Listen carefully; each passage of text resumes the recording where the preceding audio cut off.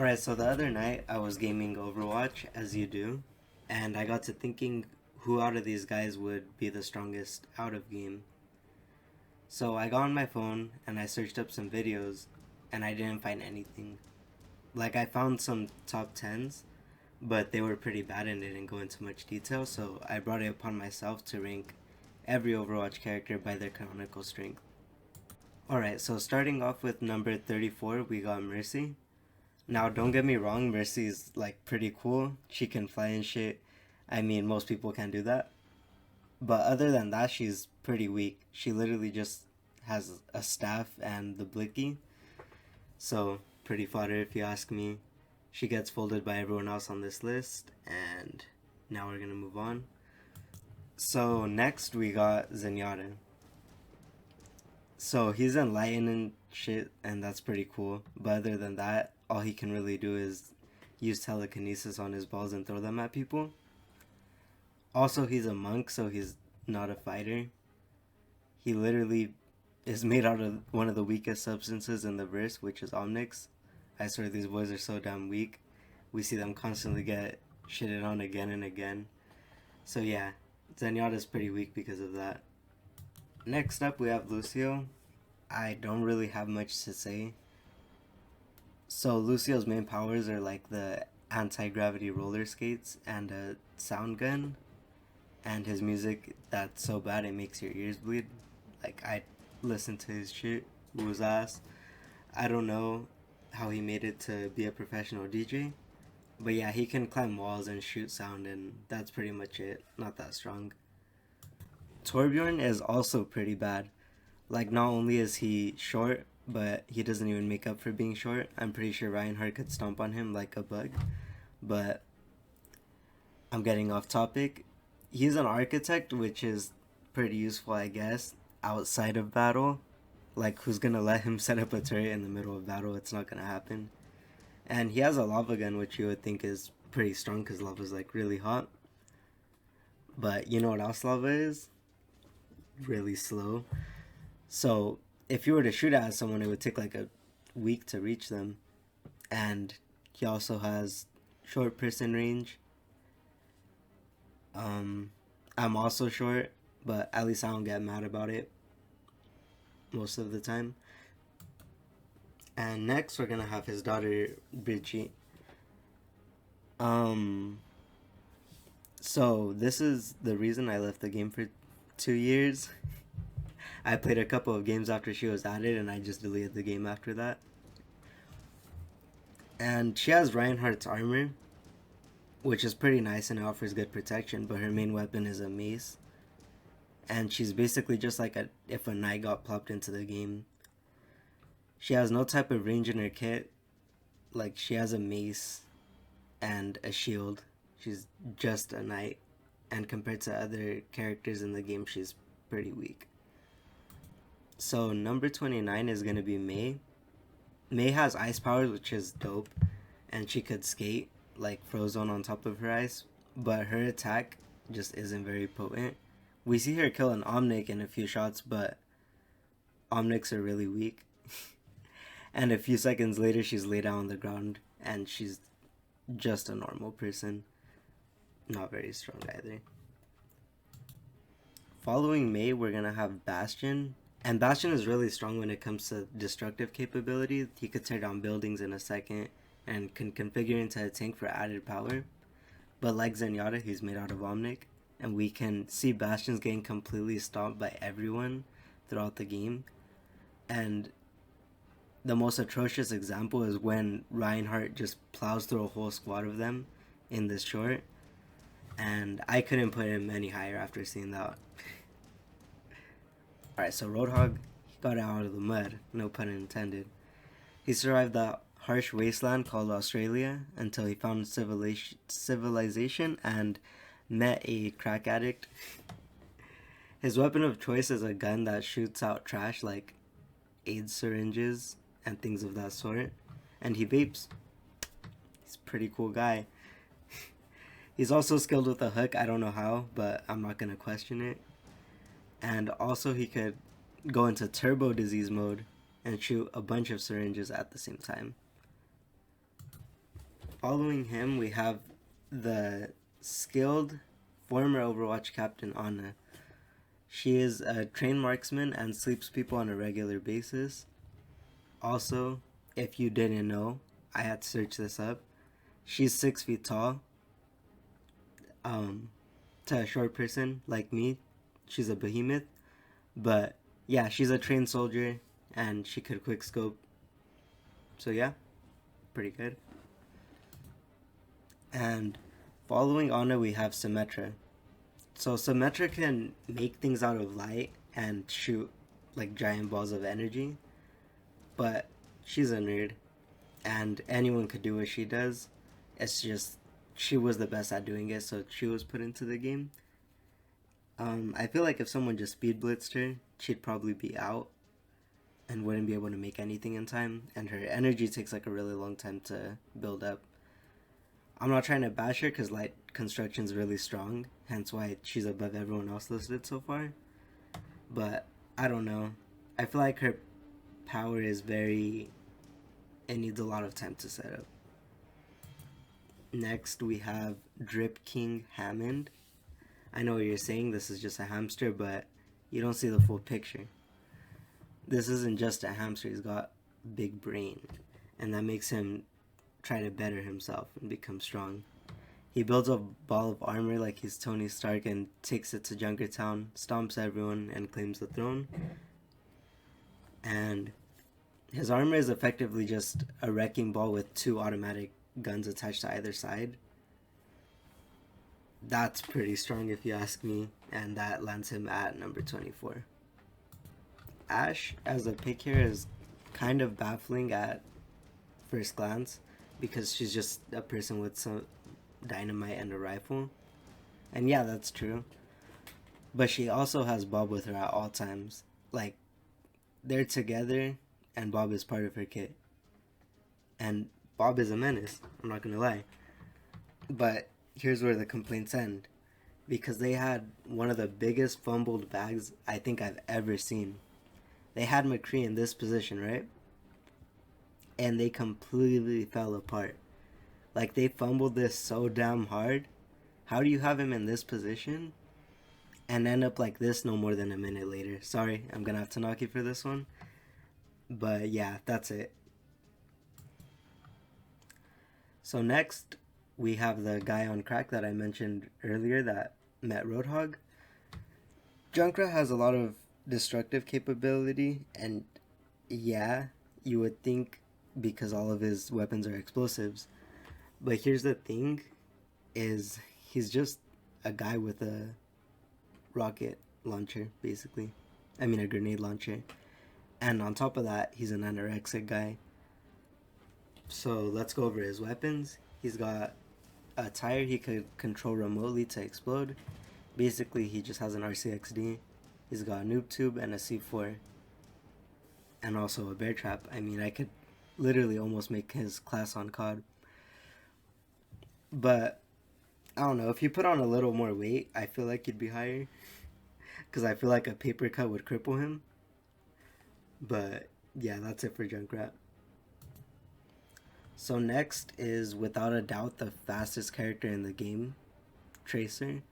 Tracer's fast as hell. Like, she is ridiculously fast. She's so fast that she could travel through time and teleport freely. But the problem with her is her attack potency is that of a bunch of mosquitoes biting you minus the malaria. She might as well just be carrying Nerf guns around. The only thing we see her effectively kill with her weapons is Omnics, which, in case you haven't caught on to, are hella weak. She's agile, but the most destructive thing in her arsenal is the sticky bomb that she can only use every once in a while. She's fast but not very destructively capable, which is why she's right here. So now we have Baptiste. He's real strong and he's got hops. He'd probably smack me at basketball, and that's okay because he's dope. The most OP thing in his kit, if you didn't know, is his immortality lamp. Like, he puts it down and he's not gonna die. I really respect Baptiste. He started from the bottom. Now he's here. He has a burst AR, and he literally can't die, so that's pretty OP. The only bad thing I would say is if someone shot his lamp, he's just a guy with the burst AR. But I mean, he's still a really capable fighter, so that's why he's right here. So next up is Pharah. Pharah is super dope. Like, she's basically Iron Man of the verse if it wasn't Hammond. She could fly, like actually fly, not just glide like some of the other characters. In game, her flying is mostly like vertical and has very slow horizontal flying, but I'm pretty sure that's just the translation into game. I'm sure she could actually fly like agilely, kind of like Echo. And she was the captain of her squad, so she just carries around a rocket launcher while she flies, and she could also send a barrage of missiles. She's like an agile AC-130, and I think that warrants her being high on the list, at the very least. So after hyping up Pharah, you might be a little surprised to see Widowmaker here, but you gotta hear me out on this one. You might be saying that she's just a sniper with a venom mine, so why is she right here? But she not only is a skilled fighter able to keep up with Tracer, she is also skilled enough to not only complete her mission while fighting Tracer, but also clap her right after. And she was genetically modified to be the perfect sniper. So I think that's pretty good. Following Widowmaker, we have McCree. And yeah, he's just a cowboy with a stun grenade and sticky bomb. But he's not no regular cowboy. He's very aware of his surroundings, and his battle IQ is probably one of the best we've seen in the game. Like, we see when he completely embarrassed Ashe and her crew. He shouldn't be underestimated. I think he's very skilled, and I think that warrants him being here also. So if Soldier didn't have his like genetic modifications, I feel like he'd for sure be lower than McCree. But he is genetically modified by Mercy, and along with that comes superhuman strength and speed. His kit consists of the standard AR, but he also has a noob tube and aimbot. So he has aimbot in real life. Like, I don't know, he's a cheat code. I think the biggest feat we see out of game, though, is him just fighting some goons. And we don't really see this animated, but he destroys Overwatch Tower fighting Reaper. So it's hard to gauge his true strength because I haven't read the comics. But hopefully we see more of like his story in Overwatch 2. And next we have Exhibit B of why I left Overwatch for 2 years. It's Moira. So as a Genji main, she was an absolute demon to fight against. And I have a little bias towards her because she made gameplay hell at the start of her edition. Her powers include sucking the life force out of anyone she's fighting, like a true vamp, and being able to fade by turning into mist, which greatly increases her mobility and evasion. She also makes like a giant Kamehameha wave. She can do so overall. Hold on, I messed that up. So I don't know. Let me recalibrate. I'm probably gonna have to cut this out. Alright. So her whole kit just makes her a beast to fight against in a 1v1. I'm sorry I messed that up. When I was writing my script, I kind of jumbled some words. But yeah, alright, moving on. So next we have the second newest character added to the game, Sojourn. She's a cyborg or android, I don't know. But the point is she has the capabilities of a normal person, but maxed out. Like, she could slide, she has hops, and she also has X's cut, which is pretty cool. I like X. Along with that, she has a special beam cannon that literally shoots through everything in its path. Like, it's kind of wacky. She's basically just a Terminator. Like, she's a killing machine, along with having high intellect because she's an android, I think.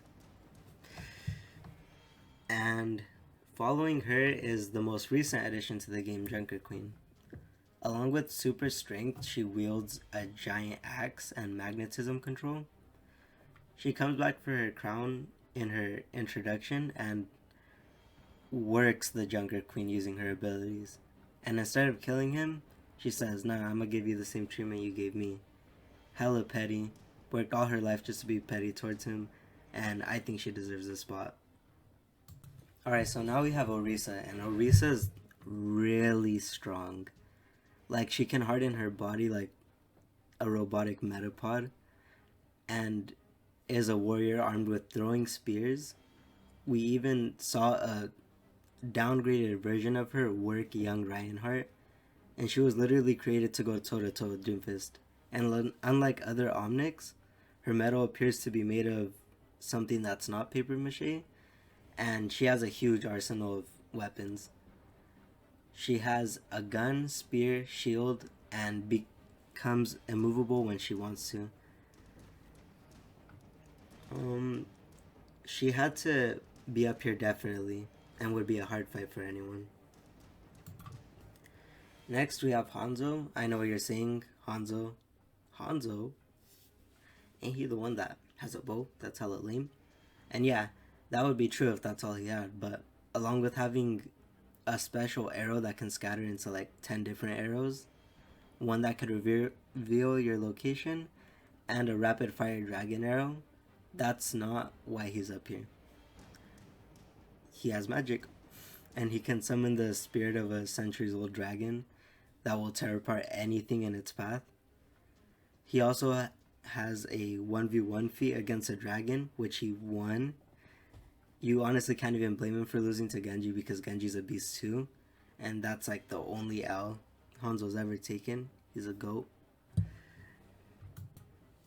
So now Echo, she's agile like as shit. She's like a literal drone when she's flying around. It's just so smooth. And she's also highly adaptive, able to pretty much copy anyone's abilities just by seeing them. And also she hits a Mewtwo pose, really cool. Mewtwo's my favorite Pokemon.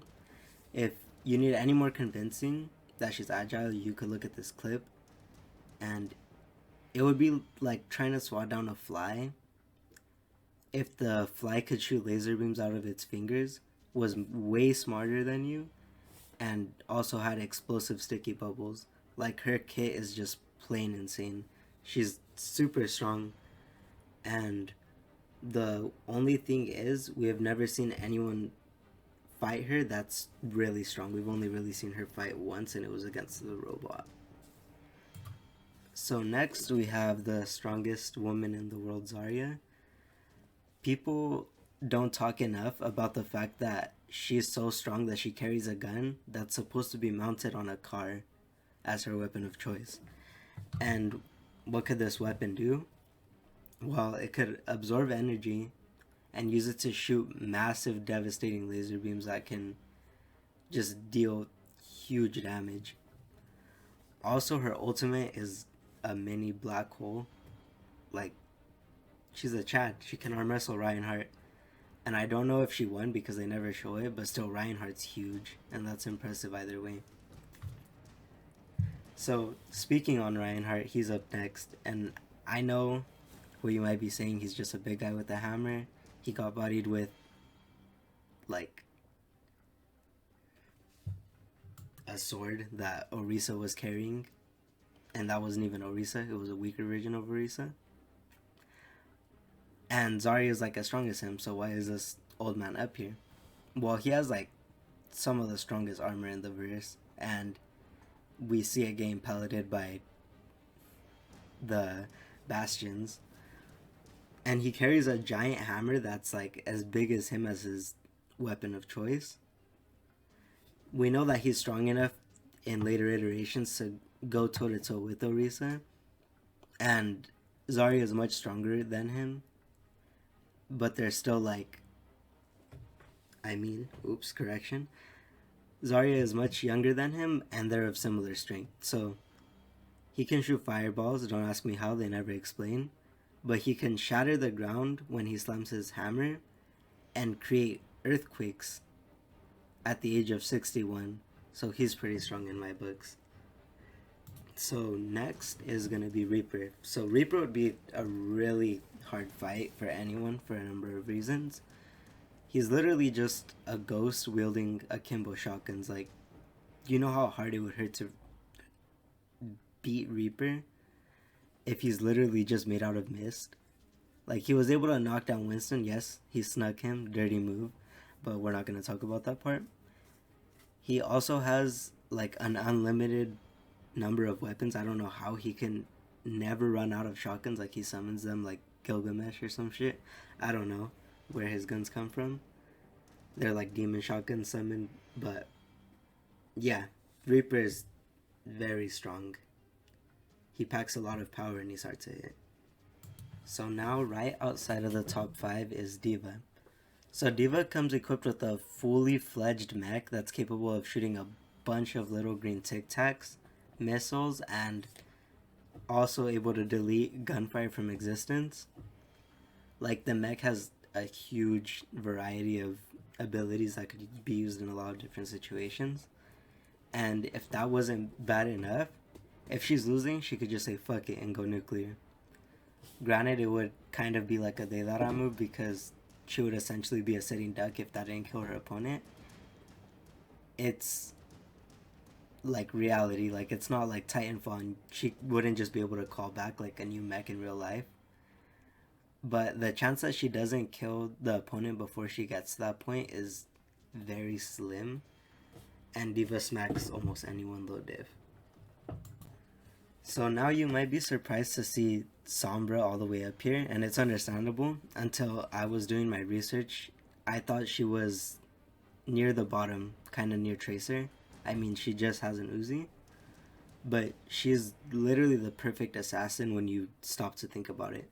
She could turn invisible, teleport, and full technomancy is probably her biggest strength. Like, I mean, she could find out anything she wants in an instant because she's part computer, so she can gain full control of any technology. D.Va's mech, she could control it. Giant ass robots, ready to squish anyone she wants them to. Oh, your robotic arm? That's her robotic arm now. You're taking a shit in your bidet toilet? Uh-oh, there's water in your ass now while you were trying to push.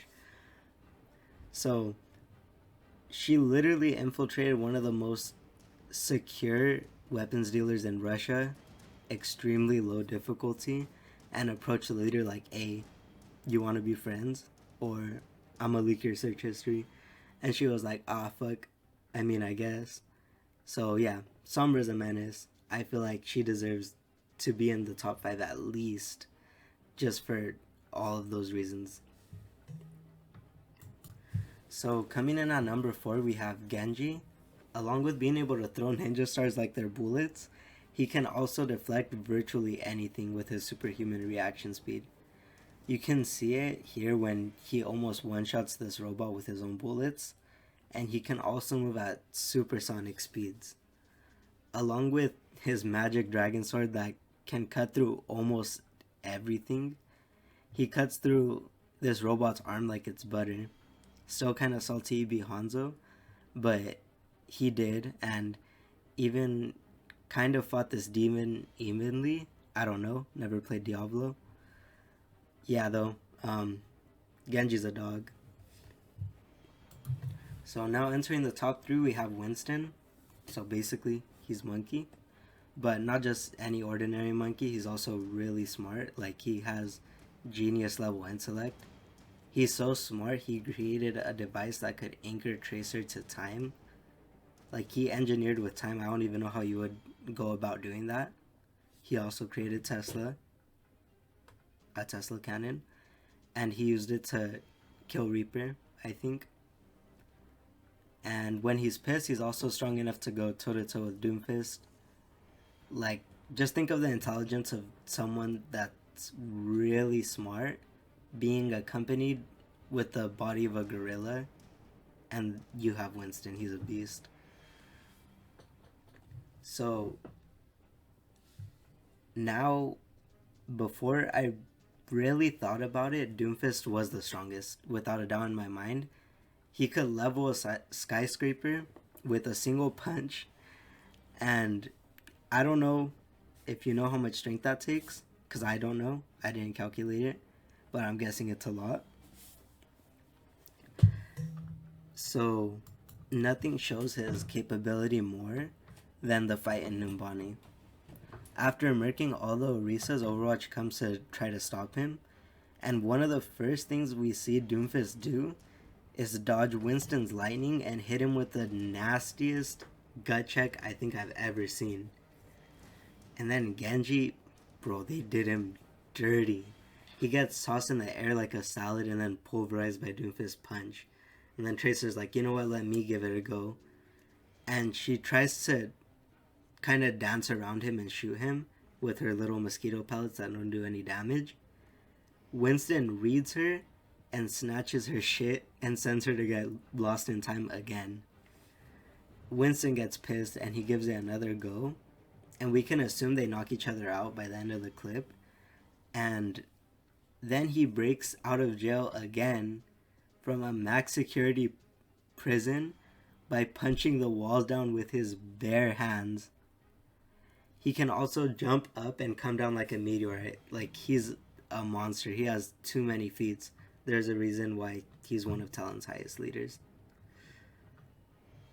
And finally, coming in at number 1 is Sigma. So when you really stop to think about it, Sigma's power should terrify you in theory. He has full control of gravity. And now you might be saying, so what? Like, what about it? This grants him the power to absorb projectiles. Yeah, like 3 other characters can do the exact same thing. And he can make shields, but these are just like his regular abilities, like not really getting too crazy. So now we're gonna get into like his actual thing that he could do. He can reduce or increase gravity, so basically he can make you float, say goodbye to any agility or movement you had. He can increase gravity and slam you down. He could make you weigh like 100 times more and just squash you if he wants. He can use telekinesis to move stuff with his mind, like the rock he throws in game. And finally, he has probably his most destructive ability, creating miniature black holes. And I think this completely cements him as the strongest, because I mean, he could make mini black holes, like, you know, the things that are so dense that nothing in existence can escape them. Like, he could just make those on a whim, and if they hit you, you're done. Like, that's it. It's a one-shot. Sigma's 100% the strongest character, and it might not even be close. The only knock I have is he's a little mentally unstable, but I can't bash him too hard. Me too. And Sigma he's a Sigma male. What can you say? He's number 1. But yeah, that concludes our video, and I worked really hard on this. It took me a few days, and I put a lot of research, so I would really appreciate it if you were to leave a like. But other than that, thank you for watching, and that's it. That's the end of the video.